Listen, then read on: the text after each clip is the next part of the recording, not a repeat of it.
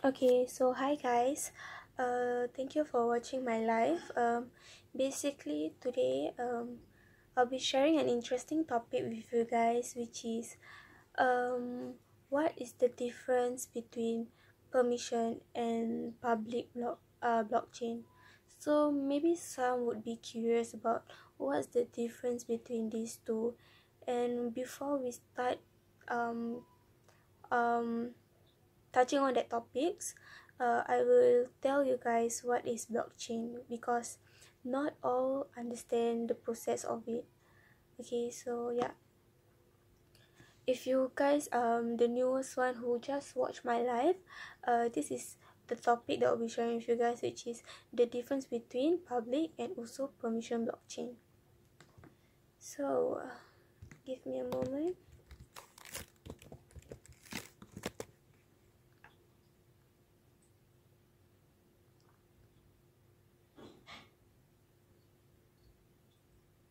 Okay, um so let's start from what is blockchain. So blockchain might not look that different from things you are familiar with, like Wikipedia. Yep. So with this blockchain, right, many people can write entries into a record of information, and community of users can control how the records of information is amended and updated. So likewise, Wikipedia entries are not the product of a single publisher. So no one will have the control of the information. So descending to the ground level, however, the differences that makes blockchain technology more unique compared to Wikipedia, and which become more clearer, is the run on distributed network. So because Wikipedia is built into a world wide web using a client server network model. So a user with permission associated with its account is able to change Wikipedia entries stored on a centralized server. So basically, right, it's to tell you guys general thing that if you guys have an access of something, you guys could make the changes. If you don't have, it means you are not allowed to make the changes. So simply that is what they're trying to explain. Okay, so the next part. So whenever a user accesses the Wikipedia page, they will get the updated version of the master copy of the Wikipedia entry. You get it? So that's how, like for example, for the Wikipedia, I will only state the name, the date, and the date of the name, today's date and today's date. So basically those who have access of the Wikipedia entry, the next following days or week or whatsoever after that, they may change or add in information, like since there's a name, date and date, then another person will include and add on like hobby, interest, your personal details, like add on. So basically those who view the Wikipedia, they get the new information basically. Yeah, like what they mentioned, they will get the updated version of the master copy. Okay, so basically that's about it. So Wikipedia digital backbone is similar to the highly protected and central databases that government or banks or even the insurance companies keep today. So control of the centralized databases rests with their owners, including the management of updates, access, and protecting against cyber threats. So the distributed database created by this blockchain technology has a fundamentally different digital backbone. So this is also the most distinct and important feature of blockchain technology. And for this Wikipedia master copy, it is edited on a server, and all users are able to see the new version of it. And in the case of blockchain, every node on every node in the every node in the network is coming to the same conclusion, so each updating the reason independently, with the most popular record becoming de facto official record in lieu of their of the matter sorry of there being a master copy. So Now proceed on to what is proceed on to what the definition of digital trust. So basically, trust is like a risk judgment between different parties, and in different digital world, and determining trust often boils down to proving identity and proving permission. So basically, right, trust is a very strong word where you have to, not everyone we know we can trust. Like, so basically that is why they have this digital trust, yeah, to make you guys believe that this is can be trusted. Yep. So to put it in a simpler way, they want to know that are you who you are, and should you be to do what you are trying to do. Yeah, you understand what I mean? Yeah. So basically, in the case of blockchain technology, to relate back in blockchain, private key cryptography provide a powerful ownership tool that fulfills authentication requirement. So basically, this blockchain, right, it helps you guys to able it will only work if you guys have the trust for each other. Yep. So this possession of a private key is ownership, and it also spares a person from having to share more personal information than they would need for an exchange, so leaving them exposed to hackers. So authentication is not enough. Authorization, having enough money, broadcasting the correct transaction type, needs a distributed peer-to-peer network as a starting point. So a distributed network reduces the risk of centralized corruption or failure.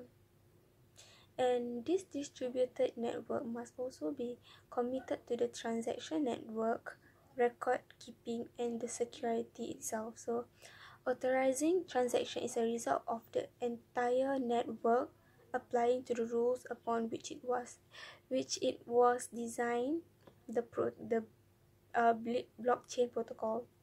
So this authentication and authorization supplied in this way allow for interaction in the digital world without like relying on expensive trust. So today, basically, entrepreneurs in industries around the whole world have woken up to these implications of this development. So in imagine new and powerful digital relationships are possible. Yeah, so they came up with many people believe that it is not easy to have this kind of development, but these entrepreneurs believe in it. And also, blockchain technology is often described as the backbone of the transaction layer for the internet and the foundation of the internet of value. So in fact, the idea that cryptographic keys and shared ledgers can incentivize users to secure and formalize digital relationships has imaginations running wild. So everyone from the government, right, to IT firms, to banks is seeking to build the transaction layer. So the authentication and authorization vital to digital transaction are established as a result of the configuration of blockchain technology. So this idea can be applied to any needs for a trustworthy system of record. So basically, what do you guys think of this digital trust? Basically, right, for me, this really helps people to understand and believe, not only that, is to trust each other no matter what, because to trust someone with this kind of thing is not easy. So in a way, with this, like what they mentioned, it is to secure and formalize digital relationships. Yeah, basically that's about it. So proceed on to the most interesting topic that I'll be sharing with you guys, like what I've mentioned just now, which is the difference between a permission and public blockchain. So you guys might be curious about this. Yeah, so basically,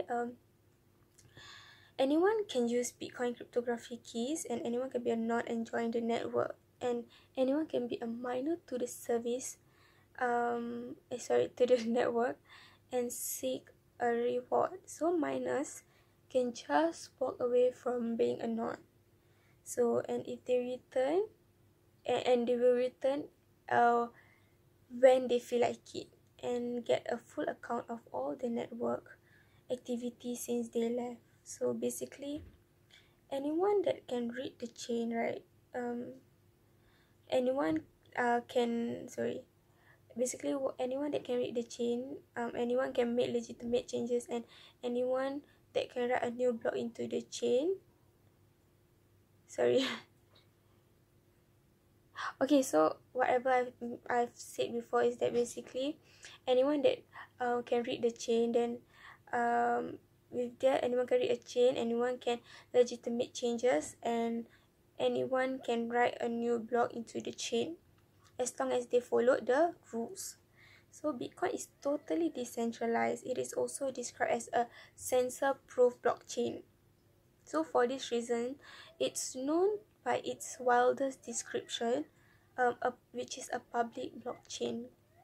So this is not the only way to build blockchain. So blockchain can be built that require permission to read the information on the blockchain, that limits the parties who can transact on the blockchain, and that set who can serve the network by writing blocks into the chain. Okay, so basically I've got this simple example to share with you guys. Like what they mentioned,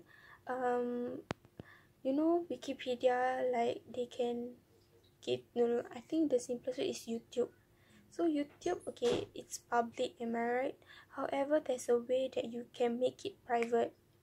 Yeah, so only certain group of people, they will have this account, the link of it, exact link.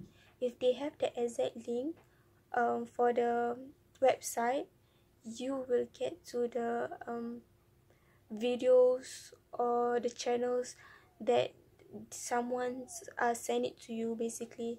However, none of those people out there who don't have the link of it, they are not able to watch the I can say a video. Yep. So that's the example I can share with you guys.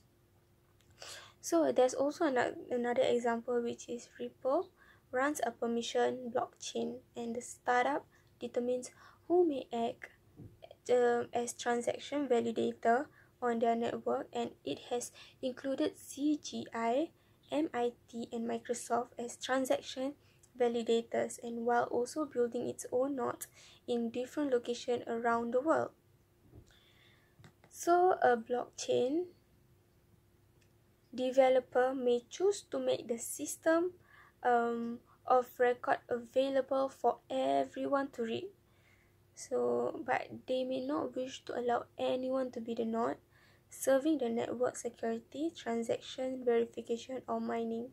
So it's like a mix and match situation, okay, which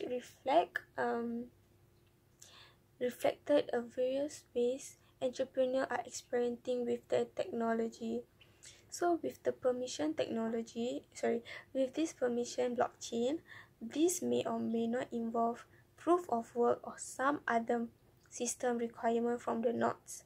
So there is some politics around this, as there are those who consider private blockchains that do not use any proof of work, and that is a blockchain with no mining, to not be blockchain at all but simply just shared ledgers.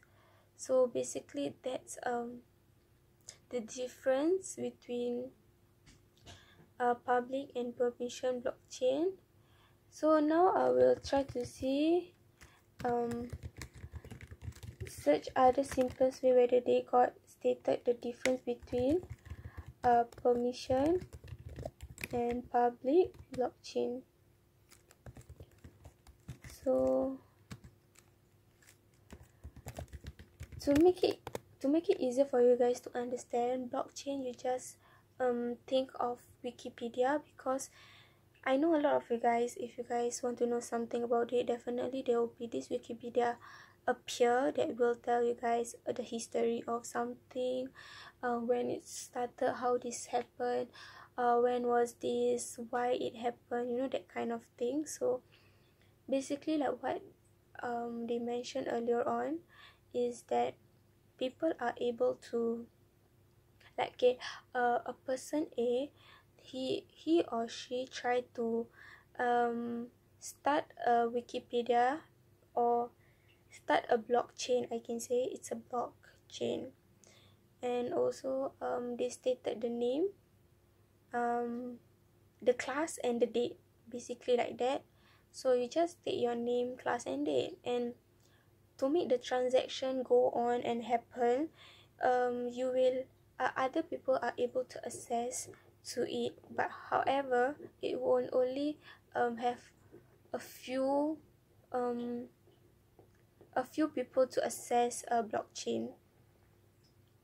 So not all will have the access to it, only some. So that some group of people, right, what they have to do is, after person A stated the name, class and date, the person B, which is one of the some group, they will try to continue the transaction by putting in, adding on information. Basically, after having name, class and date, they will put like their interests, their favorite colors, and their favorite food, basically like that.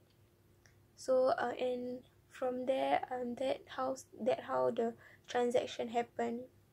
So for this public and permission blockchain, right, so public, just think as if like public, it can goes out to anyone, like literally anyone, while permission, like, okay, for example, public, you don't know that person, however they can access to your account, I mean, sorry, your Wikipedia, for example, like that. So that's how it works. Yeah, that's what they meant by public. It will go to a lot of people. And for the permission is that only a certain group of people could access to the system, basically. Yeah, for like public out of the whole world, okay, basically not all use blockchain, this is just an example. Out of the whole world, 100 of them have blockchain, sorry, 100 of them use blockchain, okay. And so the by public, right, the transaction will happen to all people, you know or you don't know, basically. And for permission, it will only happen to a certain group of people that have the access to the blockchain, basically.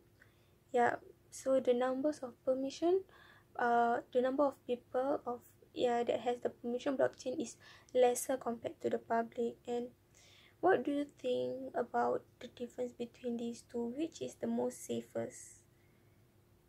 Yeah, I think from my opinion itself, I think it is the same. Basically, it's just that the number of people that being shared to, yeah. But to, yeah, basically that's what I think. I also think that the most important or the most good between these two is permission blockchain. Yeah, because not only that, how to say, it's like there's another security that you have to, that protect your transaction. Yeah, basically that's what I'm trying to say. Okay, so do you guys have any questions that you could ask me regarding the difference between permission and also public blockchain?